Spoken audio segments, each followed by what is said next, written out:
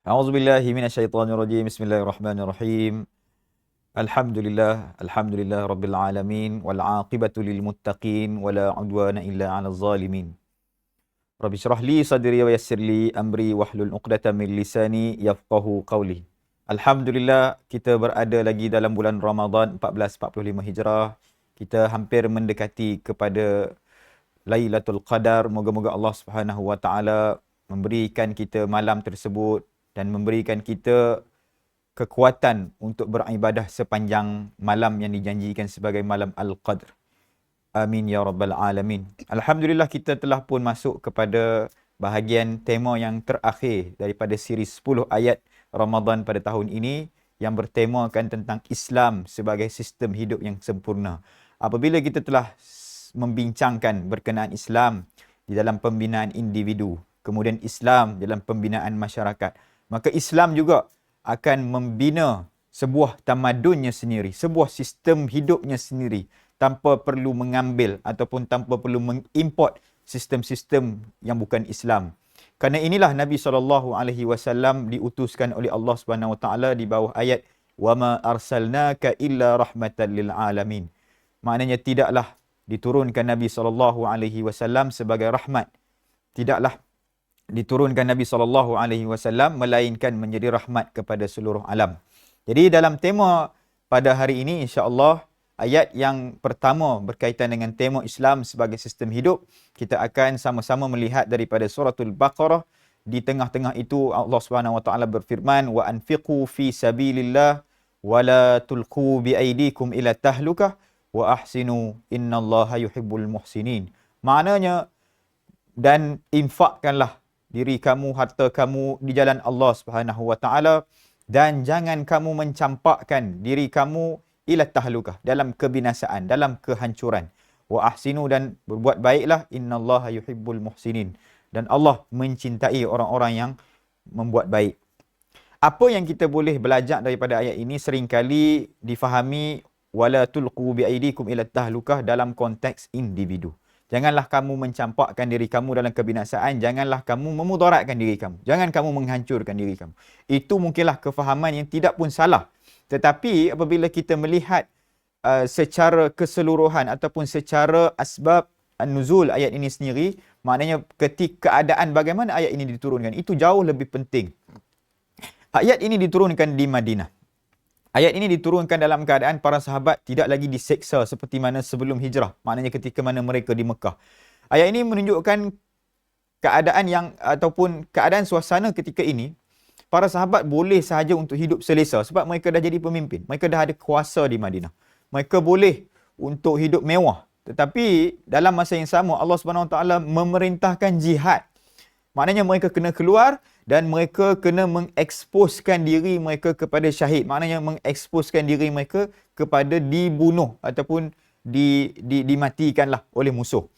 Jadi keadaan ini menyebabkan para sahabat apabila banyak sangat panggilan jihad, kalau kita baca dalam buku ensiklopedia perang Rasulullah SAW, ada lebih kurang 83 perang.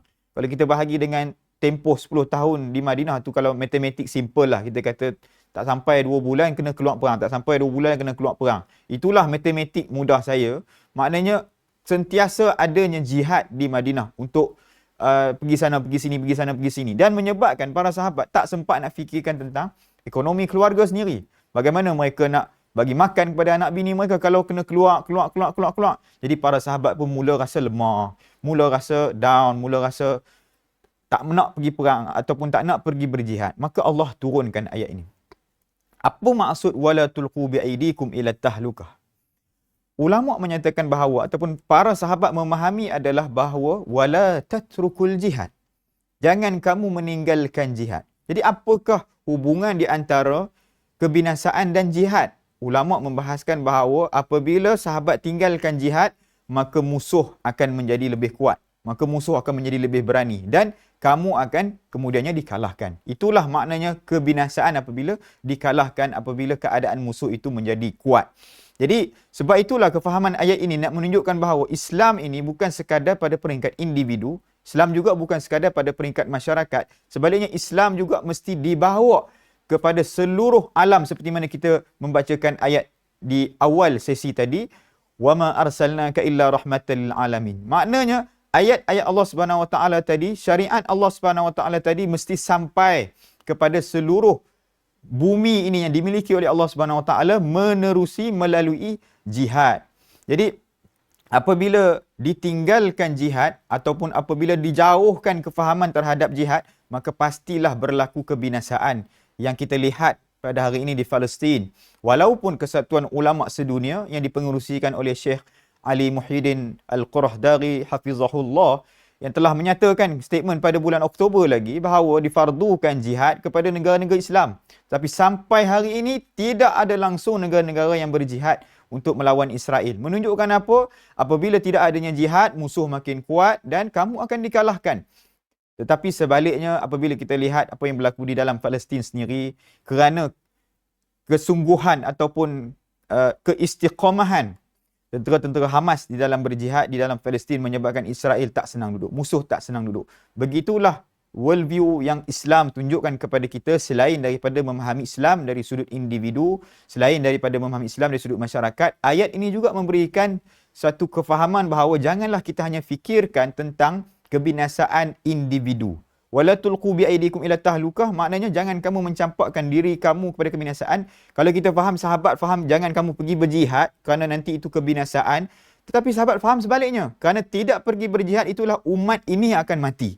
Kalau pergi berjihad, hanya seoranglah kita kata possible untuk dibunuh. Tetapi tanpa jihad, seluruh umat ini akan dikalahkan oleh musuh-musuh Islam. Maka kefahaman ini perlu didapatkan, digambarkan ataupun ada di dalam pemikiran umat Islam supaya kita dapat menjadi seorang Muslim seperti mana yang diturunkan kepada, maknanya memahami Al-Quran seperti mana diturunkan pada sahabat dan juga Rasulullah sallallahu alaihi wasallam. Maka dengan itu saya mengharapkan Ramadan kepada kali ini memberikan sinar baru kepada kita untuk memperbaharui kefahaman kita kepada Al-Quran. Wassalamualaikum warahmatullahi wabarakatuh.